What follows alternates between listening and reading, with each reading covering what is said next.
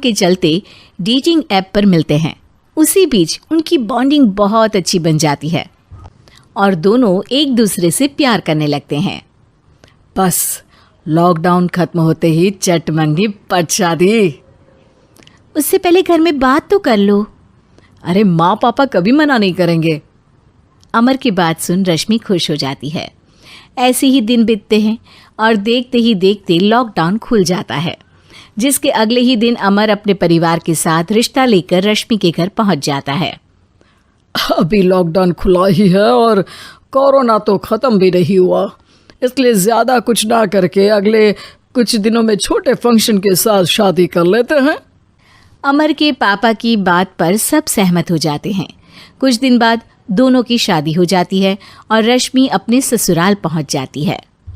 बेटा, शादी तो तूने अपनी मर्जी से कर ली, लेकिन बहू को बोल देना इस घर में हुक्म मेरा ही चलेगा, इसलिए अपना राज जमाने की कोशिश भी ना करें। माँ, रश्मि को यहाँ सिर्फ प्यार, आशीर्वाद और अपनापन चाहिए, पैसा या राज नहीं।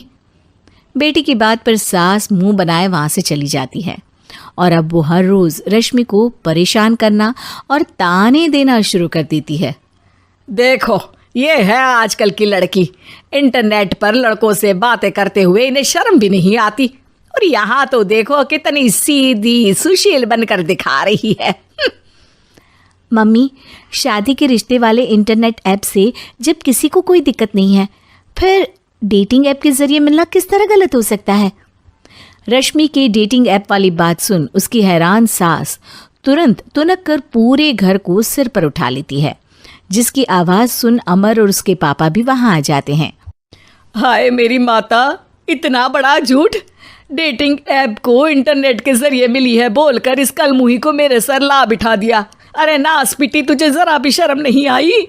वहाँ न जाने कितने लड़कों से गुलु गुलु करके तुझे मेरा ही लड़का मिला था फंसाने के लिए। माँ, मुझे तो समझ नहीं आ रहा क्या बोले जा रही हो। डेटिंग ऐप इस्तेमाल करना कोई अपराध नहीं है, और तुम रश्मि को ऐसा कैसे बोल सकती हो? मैं भी तो था उस ऐप पर। पहले उसके लिए माँ से झूठ बोला और अब लड़ाई कर रहा है।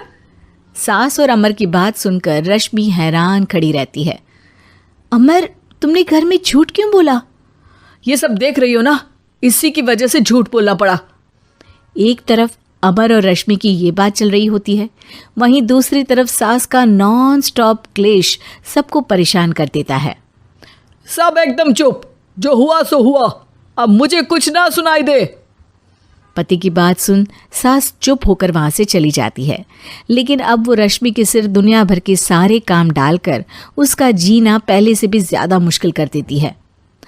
मम्मी, मैं आपका गुस्सा समझ सकती हूँ, आपको जो करना है कर लीजिए, मैं कभी कुछ नहीं बोलूँगी।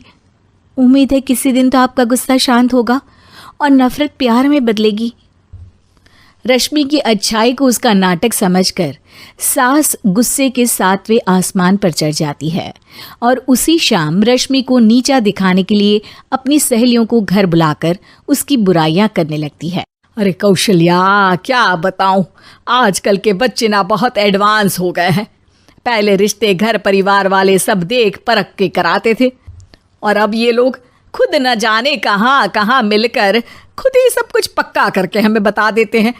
लड़की का कैसा दिन धर्म, कैसा ईमान, कैसा चरित्र कुछ नहीं पता, बस प्यार किया और घर लाकर बिठा देते हैं। अरे ऐसा क्यों बोलती हो? आजकल बच्चे अपने आप में बहुत समझदार हो गए हैं, और फिर पूरी ज़िंदगी तो उन दोनों को ही साथ निभानी है। अपनी पसंद से शादी कर भी ले तो क्या दिक्कत, तू ही देख ले, पहले इतना अच्छा बेटा और अब सोने पर सुहागे जैसी सर्वगुण संपन्न बहू। और पता है, अभी कुछ दिन पहले मेरी बेटी ने मुझे डेटिंग ऐप के बारे में बताया, जहाँ लड़का लड़की अपनी पसंद से अपने आप एक दूसरे को चुन लेते हैं, और फिर अगर सब सही रहता है तो बात आगे भी बढ़ जाती है। अरे इसमें इतना खुश होकर क्या बता रही हो? ये तो गलत है। न जाने कौन क्या है, कितना झूठ कितना सच है। अरे पर सोचो, जब तुम किसी के बताए रिश्ते को देखने जाते हो तो क्या एक ही बार देखने से सच झूठ का पता लगा सकती हो? ज़रूरी नहीं कि बच्चों का लिया फैसला हमेशा गलत हो। अरे बहुत बार हमसे भी तो गलत फैसले होते हैं ना। अच्छे बुरे लोग तो हर जगह मिल सकते हैं, फिर इसमें सिर्फ बच्चे ही गलत कैसे? सहेलियों की बात सुन सास सोच में पड़ जाती है और इसी तरह कुछ दिन बीत जाते हैं जिसमें ना तो वो रश्मि को परेशान करती है और ना ही कोई ताना सुनाती है, जिसे देख रश्मि परेशान हो जाती है। मम्मी, आपकी तबीयत तो ठीक है ना? कुछ दिनों से देख रही हूँ आप मुझे कुछ बोलती ही नहीं।